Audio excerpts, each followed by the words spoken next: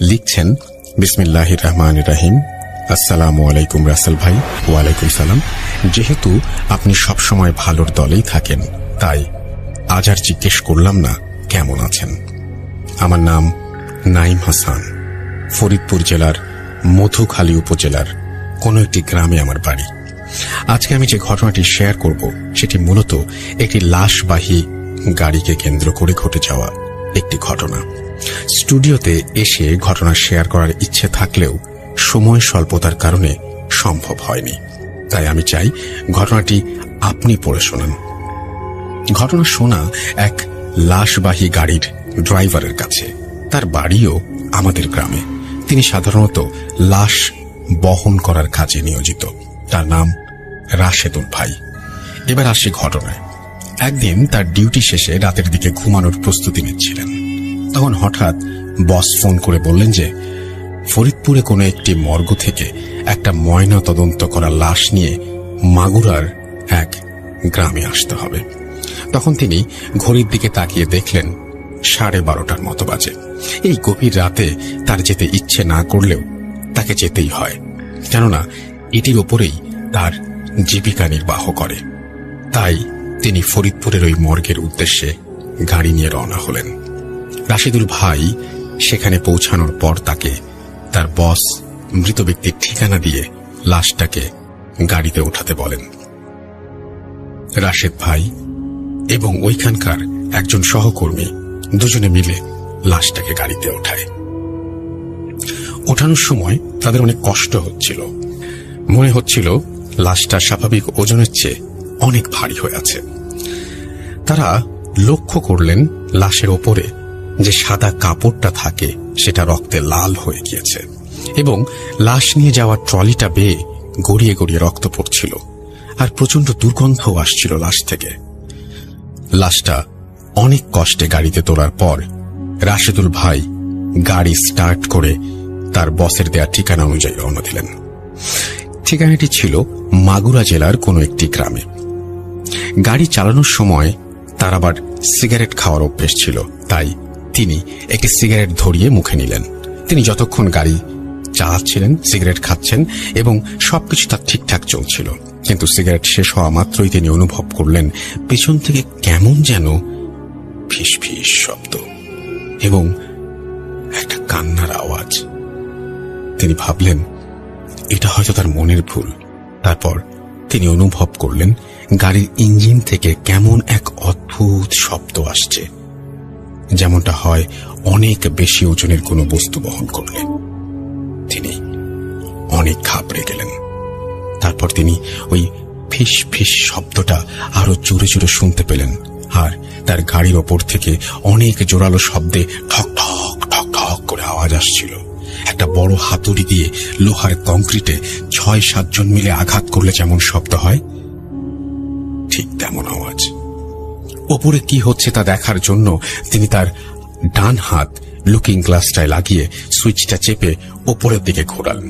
তিনি দেখলেন ওপরে কয়েকটা কালো রঙের লম্বা লম্বা জন্তু, আবার অনেক লম্বা মানুষের মতো আকৃতির প্রাণীরা কুড়ালের মতো চোখা একটা বস্তু দিয়ে গাড়ির ছাদে আঘাত করছে। এটা দেখে তিনি প্রচন্ড পরিমাণে ঘামতে লাগলেন। তিনি গাড়ির স্পিড বাড়িয়ে দিলেন, তাও যেন পথ শেষ হচ্ছে না। হঠাৎ রাশেদুল ভাই তার গাড়ির হেডলাইটের আলোতে লক্ষ্য করলেন তার গাড়ির সামনে রাস্তার মাঝখানে লম্বা সাদা কাপড় পরা বিভৎস চেহারার একটা মেয়ে দাঁড়িয়ে তাকে ইশারা করে গাড়ি থামাতে বলছে। মেয়েটার চোখ ছিল সম্পূর্ণ ধপধপে সাদা রঙের এবং কাপড়ের আঁচল রাস্তার পাশে এক জঙ্গলের ভেতর ঢুকে গেছে। মেয়েটির কাছে গাড়ি নিয়ে যাওয়া মাত্র মেয়েটি রাশেদুল ভাইকে বলছে, আমাকে নিয়ে যা, দাঁড়া, আমার খুব বিপদ। রাশেদুল ভাই চিন্তা করলেন আজ তার সাথে খারাপ কিছু একটা ঘটতে চলেছে। তিনি গাড়ির স্পিড আরো বাড়িয়ে দিলেন এবং মেয়েটার সাইড থেকে ক্রস করে চলে গেলেন। তারপর তার কাছে সবকিছু স্বাভাবিকই মনে হচ্ছিল। সেই ফিস ফিস শব্দ আর গাড়ির ওপরে থাকা আওয়াজ তিনি আর পাচ্ছিলেন না। এমনভাবে কিছু পথ যাওয়ার পর হঠাৎ তিনি আবার সেই ফিস ফিস শব্দ শুনতে পান। তবে এবার তিনি অনুভব করলেন সেই ফিসফিস শব্দের সাথে আর একটা ফিসফিস শব্দ, ঠিক যেমনটা হয় একজন যদি অপরজনের সাথে কথা বলে। তারপর রাশেদুল ভাই একটু সাহস করে গাড়ির ভেতরে থাকা মিরর গ্লাসের দিকে তাকিয়ে দেখার চেষ্টা করলেন। তারপর তিনি তা দেখলেন। তা দেখার জন্য তিনি একদমই প্রস্তুত ছিলেন না। গ্লাসের দিকে তাকানো মাত্রই তিনি দেখতে পেলেন লাশটা ট্রলির ওপর বসে আছে। শুধু তাই নয়, লাশের পাশে আরো কয়েকজন লোক বসে আছে, যাকে কিনা তিনি রাস্তার মাঝখানে দাঁড়িয়ে থাকতে দেখেছিলেন। তারা দুজনই এরকম ফিস ফিস শব্দে একে অন্যজনের সাথে কথা বলছে।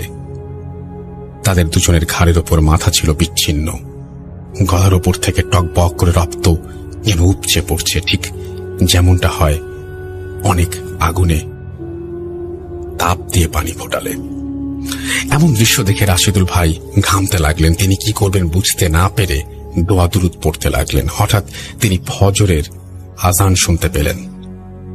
সব কেমন নিস্তব্ধ হয়ে গেল।